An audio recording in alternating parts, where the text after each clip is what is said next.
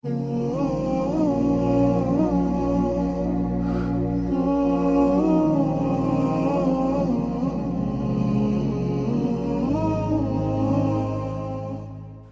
علیکم ورحمۃ اللہ وبرکاتہ۔ اعوذ باللہ من الشیطان الرجیم۔ بسم اللہ الرحمن الرحیم۔ الحمد للہ رب العالمین، الصلاۃ والسلام علی سید الانبیاء والمرسلین وعلی اہل بیتہ الطیبین الطاہرین ولعنۃ اللہ علی اعدائہم اجمعین۔ حاضرین و سامعین، قرآن کریم کے تعلق سے مسلسل آپ کی خدمت میں باتوں کو پیش کرنے کا شرف حاصل کر رہا ہوں۔ قرآن کریم جہاں ایک طرف موعظہ بن کر نازل ہوا، وہیں دوسری طرف شفاء لما فی الصدور بھی ہے۔ یہ قرآن کریم لوگوں کے لیے ہدایت اور مومنوں کے لیے رحمت بن کر زمین پر نازل ہوا ہے۔ قرآن کریم کا ایک کام ہے ہدایت، لیکن ہدایت کے مقابلے میں ہے گمراہی۔ اگر کوئی انسان کسی خاص شے سے ہدایت حاصل نہ کرے تو وہی شے اس کی گمراہی کا باعث بن جاتی ہے۔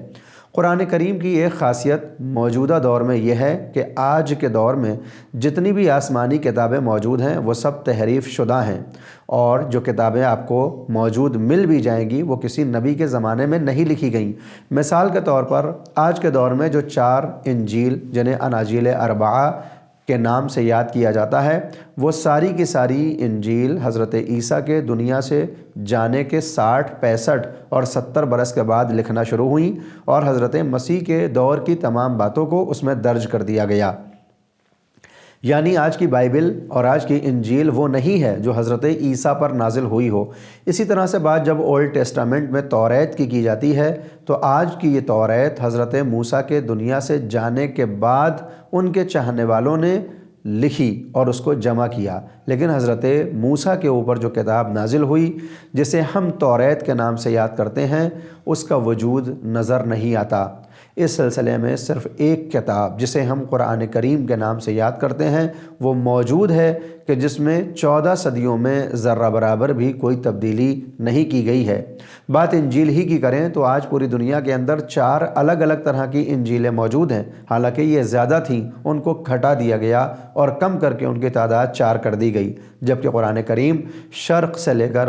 غرب تک اور غرب سے لے کر شرق تک ایک ہی نظر آتا ہے۔ کوئی کسی بھی فرقے سے تعلق رکھتا ہو، کوئی کسی بھی مذہب کا ماننے والا ہو، قرآن کریم میں کہیں بھی کوئی فرق نظر نہیں آتا۔ اس قرآن کریم کو جمع کرنے میں بڑی زحمتیں اٹھائی ہیں اس دور کے مسلمانوں نے، کیونکہ پیغمبر اسلام کا طریقہ یہ تھا کہ جب بھی قرآن کریم کی کوئی ایک آیت نازل ہوتی تو آپ کاتبان وحی کو بلاتے کہ جس کے سردار حضرت مولا کائنات علی بن ابی طالب علیہ السلام ہیں، اور ان کے علاوہ تقریباً 14 یا 15 کاتب اور بھی تاریخ میں نظر آتے ہیں جو اس قرآن کو فوراً لکھ لیا کرتے تھے۔ پیغمبر اسلام نے اس قرآن کو جب جمع کروایا، کبھی بھیڑ کی کھال کے اوپر اور کبھی اونٹ کی کھال کے اوپر اس کو لکھا گیا۔ بعض اوقات ایک سورے کو جمع کرنے کے لیے ایک بڑے سے روم اور کمرے کی ضرورت پڑ جاتی تھی، بالکل اسی طرح سے کہ جیسے آج سے چند برس پہلے جب کمپیوٹر دنیا میں آیا تو اتنا بڑا تھا کہ اس کے لیے مستقل طور پر ایک الگ کمرہ اور روم رکھا جاتا تھا۔ قرآن کریم کا بھی یہی معاملہ تھا کہ پورے قرآن کریم کو جس طرح سے پتھروں اور پتوں اور جانوروں کی کھالوں پر لکھا گیا تھا، ایک بہت عظیم اور بہت بڑا سرمایہ مسلمانوں کے پاس موجود تھا۔ پیغمبر اسلام صلی اللہ علیہ وآلہ وسلم نے اپنی زندگی کے آخری دور میں اس قرآن کو پوری طرح سے جمع کیا اور یہ بیان کیا کہ کس آیت کو کس سورے میں رکھا جائے گا، اور آپ اس قرآن کریم کو لے کر اتنا زیادہ محتاط تھے کہ جہاں کہیں کوئی بھی حق کی پیروی کرنا چاہتا تو آپ اس کو قرآن کی تلاوت اور اس پر عمل کی تاکید کرتے۔ حالانکہ اس کا نقصان بھی تاریخ اسلام میں ہمیں دیکھنے کو ملتا ہے، بالخصوص اس وقت کہ جب ایک جوڑا پیغمبر اسلام کی خدمت میں حاضر ہوا اور اس نے کہا کہ ہمیں ہدایت چاہیے اور ہم راہ مستقیم پر آنا چاہتے ہیں، اور ہمارے ساتھ ہماری بستی کے بہت سے افراد حق کے قلعے میں داخل ہو کر ہدایت کو حاصل کرنا چاہتے ہیں، لہٰذا آپ چند افراد کو ہماری طرف بھیجیے تاکہ وہ قرآن کی تلاوت کریں اور ہمیں قرآنی راستہ بتائیں۔ پیغمبر اسلام نے اس مدینے سے 40 افراد کو اختیار کیا کہ وہ ان کے ساتھ جائیں اور اس قوم کو قرآنی تعلیم اور اس قوم کو قرآن کی ہدایات اور اس کی تعلیم فرمائیں۔ لیکن تاریخ یہ بتاتی ہے کہ جب یہ اشخاص ان 40 افراد کو لے کر نکلے تو راستے میں ان تمام افراد کو اسیر کیا اور 38 افراد کو شہید کر دیا۔ باقی جو 2 بچے ان کو مکے میں بھیجا کہ جن کو ابو سفیان نے اپنے ہاتھوں سے پھانسی پر چڑھا دیا۔ یعنی قرآن کی تعلیم کے لیے پیغمبر کے زمانے میں لوگوں کا قتل شروع ہو چکا تھا، اور یہ آج تک جاری ہے کہ جب کوئی قرآن کریم کی صحیح معرفت لوگوں تک پہنچانا چاہتا ہے تو ظالم کہ جو بظاہر اپنا چہرہ اسلامی بنائے ہوئے ہوں، ایسے حق پسند افراد کو قتل کرنے کے فراق میں لگ جاتے ہیں، اور وہ یہ چاہتے ہیں کہ قرآن کا پیغام عام نہ ہونے پائے۔ ان ایسی تمام مصیبتوں کے درمیان ہم مسلمان، آج کے دور کے مسلمان کتنے خوش نصیب ہیں کہ قرآن کی تعلیم اور اس کو سمجھنے کے لیے ہمیں نہ کوئی زحمت اٹھانی پڑتی ہے، نہ کوئی تکلیف۔ ہمارے گھروں کے اندر یہ قرآن موجود رہتا ہے، تو پھر کیا ہمارے اوپر قرآن کا یہ حق نہیں ہے کہ ہم اس کو اٹھائیں، تلاوت کریں اور ان کی آیات کے اوپر غور و فکر کریں؟ مولا امام جعفر صادق علیہ السلام ارشاد فرماتے ہیں کہ قرآن کریم کا ہماری گردن پر ایک کم سے کم حق یہ ہے کہ ہم روزانہ 50 آیتوں کی تلاوت کریں۔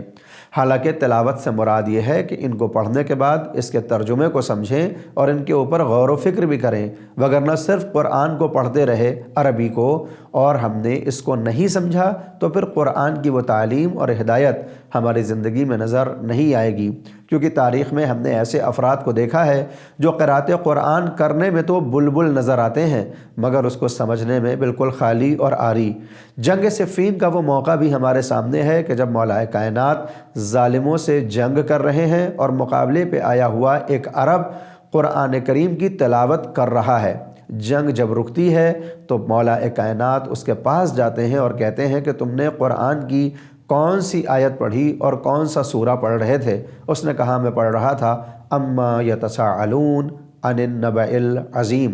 مولا کائنات نے مسکرا کر کہا تجھے معلوم بھی ہے کہ یہ کون سی خبر ہے جس کے بارے میں سوال کیا جائے گا؟ اما یتساءلون یعنی تم سے عنقریب سوال کیا جائے گا عن النبأ العظیم، ایک بڑی خبر کے بارے میں۔ مولا نے پوچھا کہ یہ بتا کہ تجھے معلوم بھی ہے کہ وہ بڑی خبر کون سی ہے جس کے متعلق تجھ سے سوال ہوگا؟ تو وہ جواب دیتا ہے کہ میرا تعلق شام سے ہے، میں قرآن کی تلاوت کرتا ہوں کیونکہ یہ مجھے بھلی معلوم ہوتی ہے، لیکن حکومت کی طرف سے ہمیں تعقل اور تدبر اور تفکر کی اجازت نہیں ہے۔ مولا کائنات نے فرمایا کہ یاد رکھ پیغمبر اسلام نے جس خبر کے متعلق بیان کیا تھا کہ ان قریب تم سے اس بڑی خبر کے بارے میں سوال ہوگا، وہ میری یعنی علی کی ولایت ہے، اور میں وہ علی ہوں جس کے متعلق قرآن کی نہ جانے کتنی آیتیں نازل ہوئی ہیں۔ جیسے ہی اس نے یہ سنا تو ہاتھوں کو جوڑ کر کھڑا ہو گیا کہ واقعی کیا آپ ہی وہ علی ہیں کہ جن کے بارے میں قرآن کریم کی آیتیں نازل ہوئیں اور آپ ہی وہ بڑی خبر ہیں؟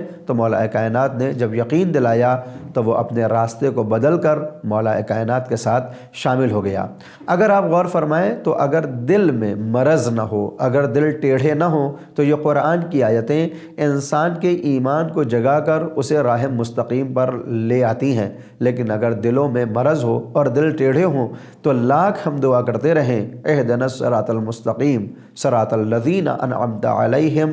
غیر المغضوب علیہم ولا الضالین، یہ دعا پوری ہونے والی نہیں ہے،